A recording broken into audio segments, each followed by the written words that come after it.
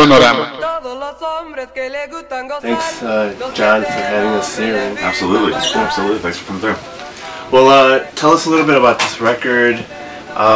When it comes to, like, I think Latin soul, you never figure that, you know, Cleveland, Ohio is going to be home to a group like this. But just tell us a little bit about the story behind this. Absolutely. Well, interestingly enough, it's they're from about 30 miles west of Cleveland, a little town called Lorain, Ohio, that in the 1950s had shipbuilding, manufacturing, and so they Operation Breadbasket was happening, and they started bringing Puerto Ricans in by the plane load to work these mills, and so the town just got a booming Puerto Rican population almost, over the course of a couple of years. So when their kids, the first generation of Lorain natives, started getting into music, you had Tito Puente was coming out. A lot of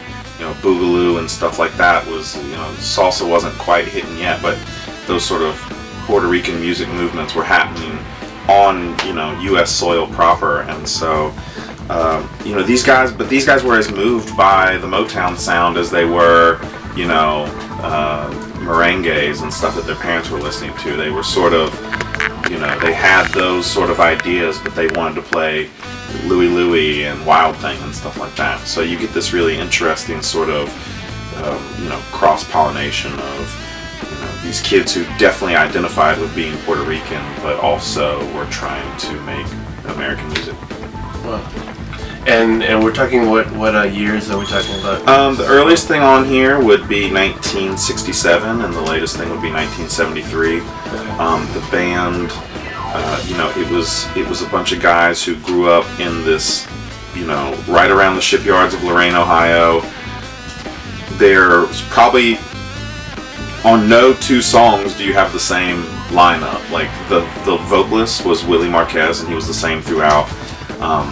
You'd have Pepe Rivera, who we worked with very closely to make this happen, was the guitar player. He still lives in Lorain, Ohio, and has a show on the radio there. But yeah, late 60s, early 70s, and the earlier stuff. Those elements of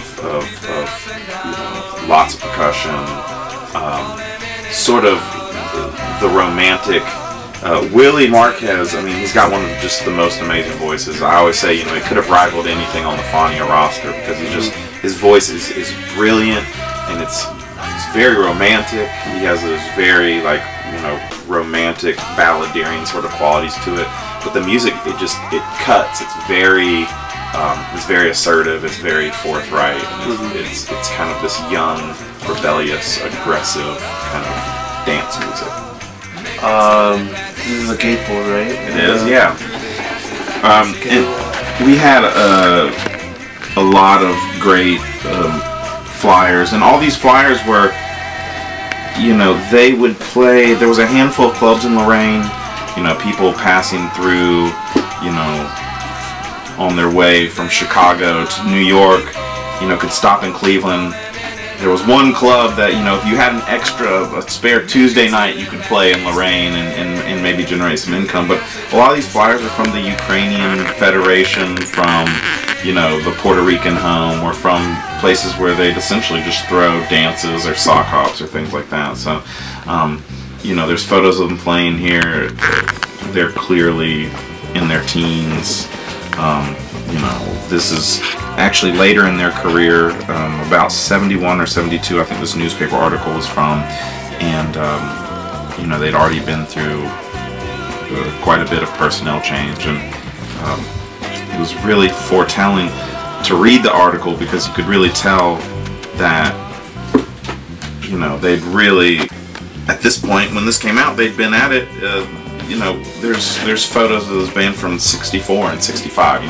By 1972 they'd been at it a while, and they were still in Lorain. So, you get these interesting testimonials of a band in, the suburbs of Cleveland, Ohio. In this sort of island of this Puerto Rican enclave in northern Ohio, and these kids were really, I mean, it's something that would be recorded on a you know, deserted island or something. You know, they really, all they had was each other. This is the opener. This had to be the opener. I mean, it was just such a strong song. And this is a pretty good. This is a good song to really get a feeling for the nombres.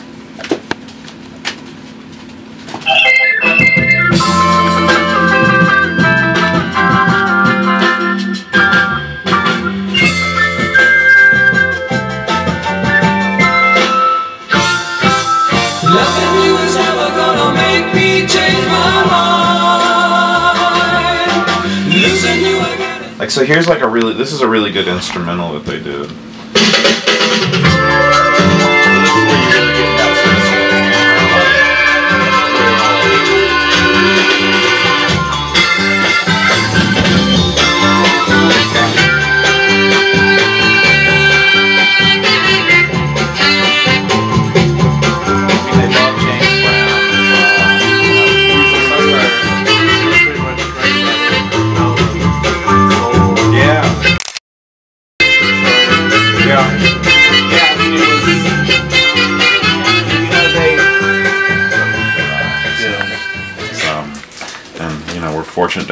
We're fortunate to have this, and you know, everything that's come out of there was pretty quality. So.